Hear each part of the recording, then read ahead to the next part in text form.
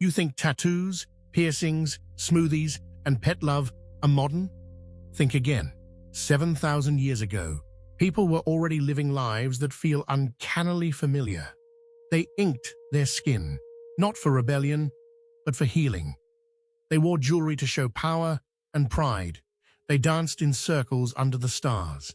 They brewed infusions to ease pain and sat down to shared meals with those they loved. They even pampered their pets. These weren't just echoes of the future, they were the origins of it. We think of modern life as fast and futuristic, but maybe it's not new. It's just deeply remembered. This isn't a story about how far we've come. It's about how far back our sense of cool really goes. Today, on Armchair Archaeology, we're exploring the stylish, soulful, and surprisingly relatable lives of people from 5000 BC, from home design to wellness rituals, from social clout to storytelling.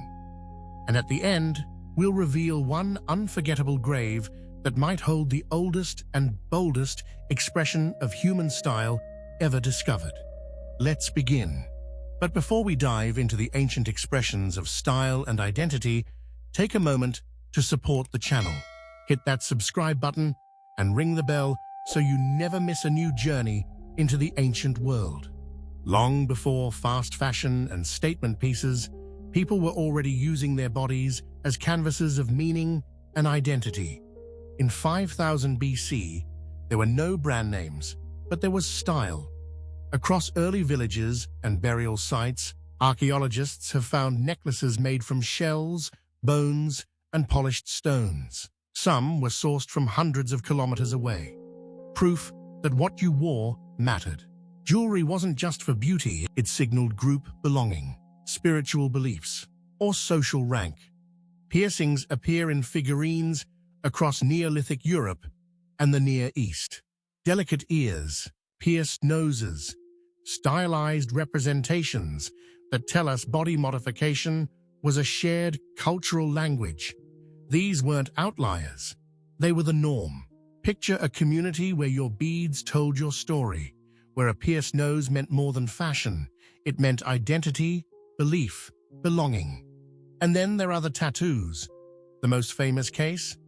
A man frozen in an alpine glacier, now known as Ötzi, the Iceman. Over 5,000 years old, his body bears 61 tattoos, not splashed for show, but grouped around joints and along the spine. These marks weren't for art, they were intention. Many line up with acupuncture points, suggesting he used ink for pain relief. This wasn't fashion, it was therapy, a blend of belief, biology, and care etched in skin. It's a reminder that the skin has always been more than skin. It's been a place to display status, to carry protection, to hold memory. Tattoos and piercings weren't wild choices. They were expressions of care, identity, and power. Today, we still mark our bodies to remember, to celebrate, to belong. We wear pendants with meaning, pierce our ears and noses, and trace our experiences in ink. These aren't modern instincts. They're ancient traditions, still pulsing under the surface. The people of 5000 BC weren't just surviving. They were showing the world who they were, and doing it in style. Before cities rose, before writing emerged, before bronze was forged, dogs were already part of the family. By 5000 BC, humans and dogs had been living together for thousands of years. But by this point, they weren't just partners in the hunt. They were companions. In Neolithic cemeteries from the Middle East to Central Europe, archaeologists have found humans and dogs buried together. Some lie curled beside each other. In others, the dog is placed at the person's feet, like they'd fallen asleep that way 100 times before. But among all these burials, one story speaks loudest. At a site in ancient Israel, one burial stands out. A woman laid to rest, with her hand resting gently on a small puppy's body. The bones tell us she died holding her dog, a silent farewell preserved for over 12,000 years. It wasn't symbolic, it was personal. And in life, they were cared for. Some dog skeletons show healed injuries, a broken leg that mended, ribs that fused, suggesting they were protected, fed, and kept close even when they could no longer work. Other remains reveal older dogs with worn teeth, sometimes even missing them entirely. These animals weren't discarded, they were nurtured. We still do it. We throw birthday parties for our pets. We let them on the furniture. We cry when they're gone. But this bond isn't new. It's deep-rooted, so old, it predates agriculture. Back then, dogs offered protection, partnership, and maybe something more, an emotional link, a sense of kinship. They listened. They stayed. They mattered. In 5000 BC, you didn't just own a dog. You built a relationship. And sometimes when the story ended, you were buried together because some goodbyes deserve to be permanent. Want to go deeper into the mysteries of the past? Check out our book, Secrets of the Ancient World. It's packed with stories of lost cities, forgotten technologies, and civilizations that still shape us today. You'll find the link in the pinned comment. Somewhere in the Neolithic night, feet hit the earth in rhythm. Hands clapped, voices rose, and just like that, music happened. By 5000 BC, sound had become something sacred. Archaeologists have uncovered flutes carved from bird bones, clay rattles molded into animal shapes, and drums stretched with hide. These instruments weren't just noisemakers. They were crafted with precision, tools for memory, trance, celebration, and connection. In some early settlements, circular gathering spaces hint at group dancing. Figurines captured mid-motion, hips swayed, arms raised, suggest communal performance was part of ritual life. Music marked transitions from child to adult, from harvest to hunger, from life to death. And it turns out the music wasn't all that different from ours. One flute, found in Slovenia and carved from a cave bear's femur, dates back over 40,000 years. What's wild? Its finger holes match the pentatonic scale, the same tones used in blues, folk, pop, and lullabies today. If you picked it up, you could play something recognizable. It's not just noise, it's a shared language, humming across the ages. By the Neolithic era, rhythm had become its own language, one spoken in stomps and breath, in the hollows of bone and clay. It brought people together, taught stories, soothed nerves, and summoned spirits. Today, we still gather to feel the beat. We sing through grief, dance, enjoy, and lose ourselves in shared sound. Whether it's a nightclub, a festival, or a quiet kitchen, the impulse is the same. You don't need words to feel music. You don't need electricity to move to it. And in 5000 BC, people already knew. Rhythm isn't something we create. It's something we remember. We'd love to hear your thoughts. What ancient tradition surprised you the most so far? Drop a comment and let's talk history in the replies.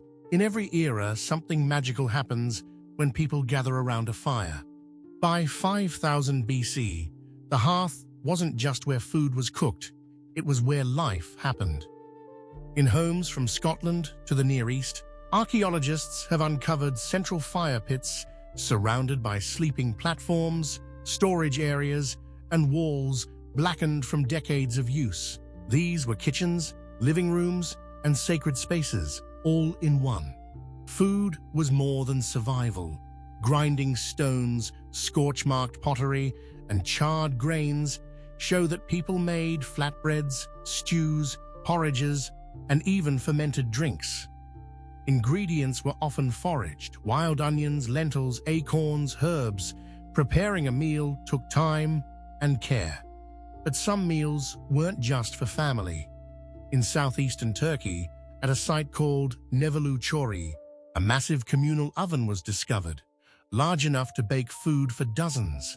It wasn't built for everyday use. It was likely used for shared feasts, weddings, harvest rituals, coming-of-age ceremonies. These events didn't just feed people, they bonded them. Picture laughter echoing off stone walls, steam rising from a shared stew, the smell of herbs thick in the night air. We still do this. We cook for birthdays, light candles for holidays, gather for barbecues. Food marks the seasons, holds emotion, and carries tradition. When someone dies, we bring casseroles. When someone's born, we bake cakes. These habits have roots far older than recipes. The hearth was also where stories were told, songs were sung, and ancestors were remembered. It radiated more than heat. It gave rhythm to daily life and warmth to the spirit. And though our kitchens may have tiles and timers now, we still gather there for the same reason: to feel close, to nourish, to belong. In 5000 BC, fire was the center of everything, not just because it cooked, but because it connected. That hasn't changed. In a Neolithic home, not everything was practical. Some things were sacred. Across sites like Çatalhöyük in modern-day Turkey, a vast, densely built village dating back over 9,000 years, archaeologists have found evidence of deeply personal spirituality woven into everyday life. Figurines, altars, wall paintings, and buried objects show that belief didn't need a temple. It lived in the home. Step into a home from Çatalhöyük, and you don't just see furniture, you feel presence. Clay figurines, often shaped like women with wide hips and strong forms, appear again and again. They may have symbolized fertility, protection, or the earth itself. Bullhorns were mounted on walls. In some homes, the bones of ancestors were buried beneath sleeping platforms, as if the living and the dead shared the same space, generation after generation. In one house, a small figurine was found deliberately broken and buried beneath a hearth. It hadn't been discarded. It had been laid to rest, covered with ash, perhaps retired after years of use. That moment suggests something remarkable. Objects, like people, had lives, and those lives deserved ending. Walls bore paintings, some geometric, others animalistic. These weren't random doodles, they carried memory, symbol, myth. Maybe they helped people feel safe. Maybe they told stories too big for words. We still do this. We keep keepsakes on shelves, build little altars on dressers, save a grandparent's ring or a child's drawing. We burn candles, trace symbols, assign meaning to the things we touch and carry. In 5000 BC, faith didn't wear robes or hold books. It sat in corners, passed through hands, whispered in paint and clay. What mattered was that something unseen felt present, and so people made room for it, in their homes and in their hearts. If this kind of intimate, everyday spirituality fascinates you, you'll love Secrets of the Ancient World. From ancient medicine to sacred sites, it's your guide to what we've inherited and forgotten. A home isn't just a shelter, it's a reflection of values, identity, and care. In 5000 BC, people were already creating spaces that feel surprisingly familiar. At Skara Brae, a Stone Age village on the Orkney Islands, homes were connected by covered walkways, insulated by earth and stone. Inside, each house featured built-in furniture, stone beds, storage units, and central hearths. These weren't random piles of rocks. They were planned layouts, organized, efficient, and designed for daily life. At Çatalhöyük, in what's now Turkey, homes were entered through the roof, with flat platforms inside used for sleeping, sitting, and storing goods. The walls were plastered smooth and sometimes painted with animal scenes or geometric patterns. In one house, archaeologists found evidence of over 90 layers of replastering, each carefully applied over the years. These weren't just touch-ups, they were acts of renewal. Each layer held memory, like repainting a room not to erase, but to remember. Maintaining the walls became part of the home's rhythm, like washing sheets or repainting a bedroom today. This tells us something vital. People cared how their spaces felt. They didn't just build for function, they built for comfort and continuity. The home was more than a roof. It was a canvas. We still do it. We arrange furniture to create flow. We light spaces for mood. We repaint, redecorate, and try to make a space feel right. These instincts go back further than modern architecture. They're part of being human. The people of 5000 BC weren't decorating for guests or social media. They were shaping spaces for warmth, memory, and belonging. And in the quiet layers of plaster and stone, you can still feel that intention. They weren't just living somewhere, they were living well. If you're enjoying these stories and want to help us keep the fire burning, consider sending a super thanks. Every bit of support goes a long way in helping us dig up more history worth sharing. When someone fell in 5000 BC, there were no hospitals, no doctors, no diagnostics, but healing still happened. Across Neolithic sites, archaeologists have found evidence that people were actively caring for the sick and injured. Bones show signs of healing, fractures that were set, wounds that were cleaned. Tools for grinding herbs, remnants of poppy and willow bark, and traces of honey suggest an early understanding of nature's pharmacy.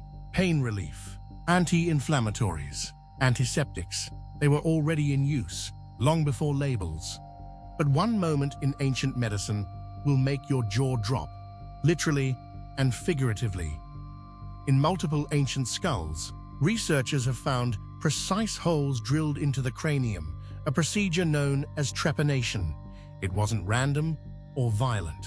The bone edges are smooth, showing signs of healing. These people lived after their skulls were opened, whether it was to relieve pressure, treat seizures, or release bad spirits. This was real intervention, and it worked.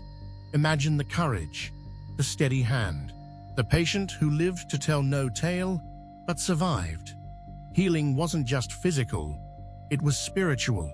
Shamans, midwives, and elders likely led rituals involving chanting, smoke, touch, and trance. Illness wasn't seen as a purely bodily problem. It was a disruption of balance between person, community, and world. Today, we light candles in hospital rooms. We bring soup, offer prayers, and wear healing crystals. We book acupuncture appointments and meditate. Our wellness rituals look different, but the core remains, the desire to ease suffering and restore harmony. The people of 5000 BC weren't lost in superstition. They were experimenting, adapting, learning how to care, with limited tools and limitless effort. Wellness didn't begin with self-help books or spa days. It began with hands, herbs, and hope, and the instinct to help each other healed. They didn't have factories, but they had vision. They didn't mass-produce, but they perfected. By 5000 BC, people were crafting tools that were as thoughtful as they were functional. Polished stone axes gleamed like sculptures. Bone needles were carved so precisely they'd still thread cloth today. Pottery wasn't just storage, it was art. Some pots were etched, others painted. Many were repaired with string or resin instead of thrown away. Design wasn't a luxury. It was survival and self-expression. Across ancient Europe and the Near East, basketry, weaving, and woodworking show a deep knowledge of materials. Obsidian blades, antler picks, flax cords, each chosen for strength, flexibility, or sharpness. These weren't trial and error flukes. They were engineered systems passed down through generations. And sometimes those designs reached remarkable complexity. At a lakeside village near Zurich, Archaeologists uncovered one of the oldest wooden wheels ever found, dating to around 3200 BC. It wasn't discarded in haste. It had been repaired, axle pieces refitted, pegs replaced. Someone had maintained it through years of use, preserving a valuable invention instead of starting over. The wheel wasn't just new, it was durable. It meant something. That care tells us these tools weren't throwaway objects. They were part of people's identities, their craft, their pride, their problem-solving. We still do this. We obsess over the perfect knife, the right mug, the cleanest app interface. We fix what matters. We refine. In every smoothed handle and balanced design, we see echoes of the first designers, quiet geniuses working with stone, fiber, and fire. They weren't just making things, they were thinking through them. And in their tools, we find the origins of one of humanity's oldest instincts, to shape the world, not only to function, but to feel right.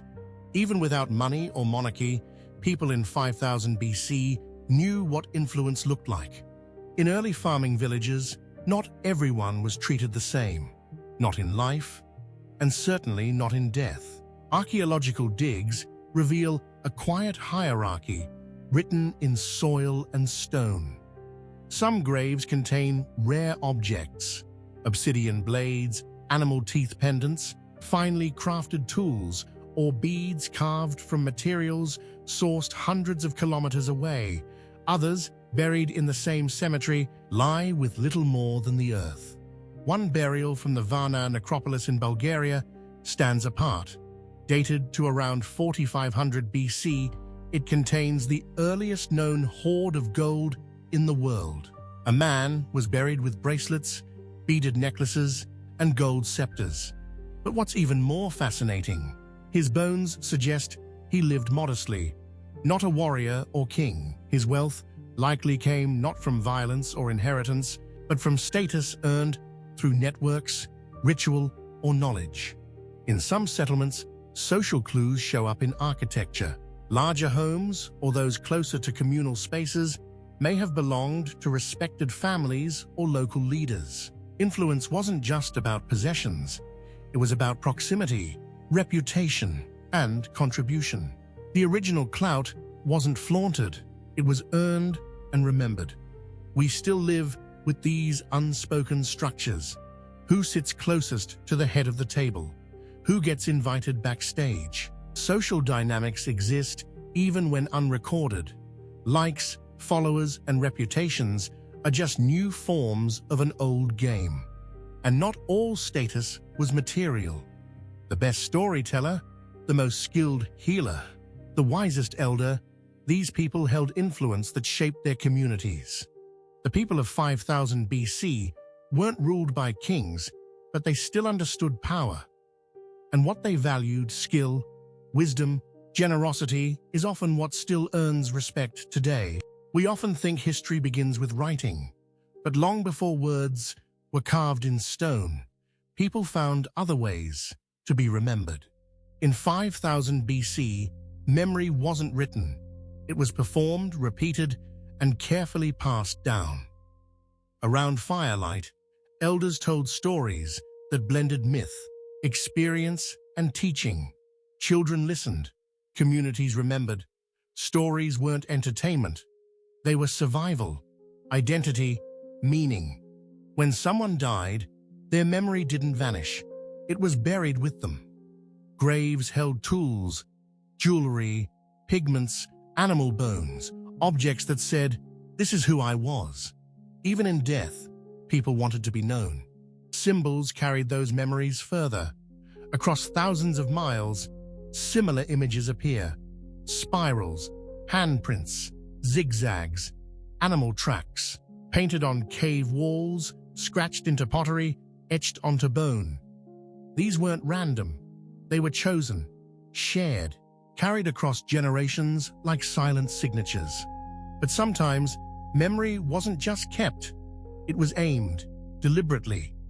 A body, instead of facing east like others nearby, was carefully positioned to face a cluster of carved stones, stained with ochre. The intent is clear: not to sleep in peace, but to face something meaningful, even in death. That silent act of orientation tells a story, even without a single word. Today, we still build memory. We post photos, write captions, keep ashes on shelves.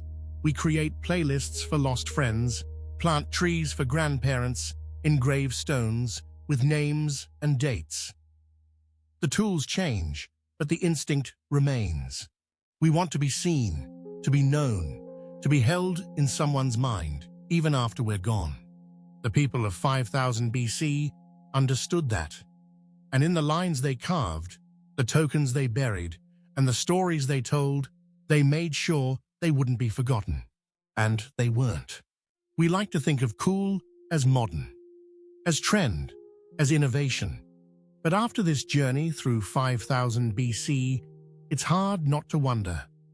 Maybe cool is just something ancient we've never stopped reinventing. We've seen how people tattooed their bodies, healed with herbs, danced in circles, and honored their dead with memory and meaning. We've seen stylish homes, meaningful tools, status games, and shared meals. Nothing about it feels primitive. It feels familiar. And now, as promised, here's a discovery that ties it all together. In 2016, archaeologists excavating a Neolithic cemetery in Central Europe uncovered the grave of a woman buried 7,000 years ago. Around her neck were more than 300 tiny shell beads, arranged with care, likely once onto a dress or necklace. The shells came from the coast, over 500 kilometers away. She wasn't royalty. She wasn't a priestess. She didn't need a crown. Her story was woven in shells and thread. But someone carried those beads inland, crafted them, and arranged them on her body as a final gesture. It wasn't wealth. It wasn't power. It was style, expression, aesthetic. In a time before writing, this woman made a statement that still speaks. This is who I am. We still do this. We dress with intention. We collect what reflects us. We curate, we accessorize, we express. And when we do, we're not being modern, we're remembering. Thank you for traveling through 7,000 years of style, story, and soul with us. Because sometimes the past isn't behind us. It's beside us, stitched into everything we do. If you enjoyed this journey into the past, support our channel, Armchair Archaeology, by giving this video a thumbs up and subscribing for more thought-provoking explorations of ancient history. Tap the notification bell so you don't miss what's next. We'd love your input. What other ancient ideas or cultures should we uncover? Drop your suggestions in the comments. Until our next discovery, keep exploring, keep questioning, and keep the flame of curiosity burning bright.